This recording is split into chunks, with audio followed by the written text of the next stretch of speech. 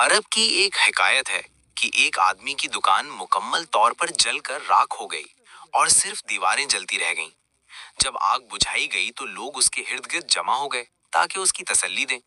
सब हैरान थे कि वो मुस्कुरा रहा था, जैसे कुछ हुआ ही नहीं और जैसे उसका वाहिद जरिया माश नहीं जला था।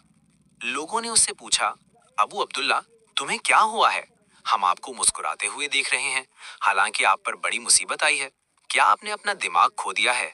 उसने जवाब दिया, मैं क्यों गमगीन हूँ, जबकि मुझे यकीन है कि अगर मैं अल्लाह की कज़ा व कदर पर राजी रहूंगा तो अल्लाह मुझे इससे भी बेहतर अता करेगा। मैंने अपना मामला अल्लाह के सुपुर्द कर दिया है और हर हाल में अल्लाह का शुक्रगुजार हूँ। 2 हफ्ते बाद लोग एक बड़ी और नई दुकान देखकर हैरान रह गए, जो हर किस्म की अशिया से भरी हुई थी। लोग करीब गए ताकि देखें कि ये बड़ी दुकान किसकी है। उन्होंने अबू अब्दुल्ला को दुकान के अंदर नमाज पढ़ते हुए पाया। लोगों ने कहा, ये कैसे हुआ? अभी 2 हफ्ते पहले आपने अपनी पुरानी दुकान खोई थी और ये सब पैसा कहाँ से आया? अबू अब्दुल्ला मुस्कुराया और कहा, क्या मैंने तुमसे नहीं कहा था कि मुझे यकीन है कि अल्लाह मुझे अता करेगा? अल्लाह की कसम, उसने अपने अता से मुझे हैरान कर दिया। जुमा की सुबह मेरे पास अपने बच्चों के खाने के पैसे भी नहीं थे।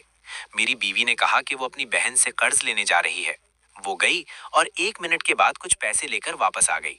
मैंने वो पैसे लिए और मछली खरीदने के लिए बाजार चला गया।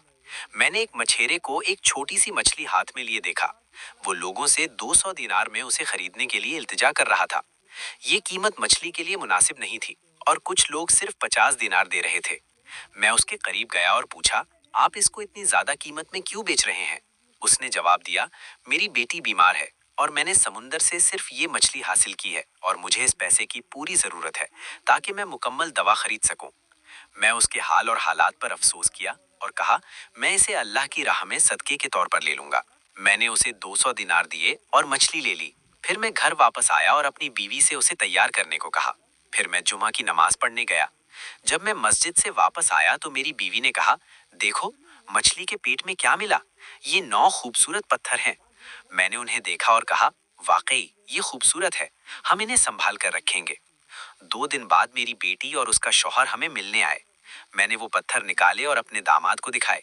उसने उन्हें देखा और कहा, ये पत्थर नहीं है, ये बहुत कीमती मोती हैं। इनकी कीमत बहुत ज्यादा है, आप बहुत अमीर हो जाएंगे।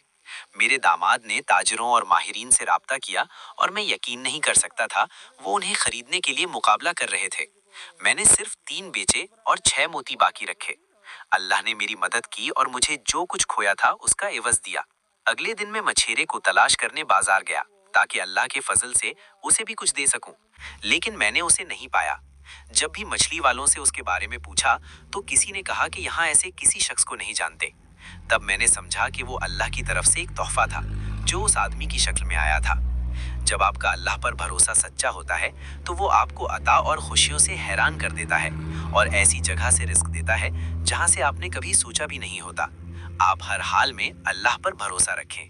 सामीन, अगर आपको हमारी वीडियो अच्छी लगी हो तो इसको लाइक करें और शेयर करें।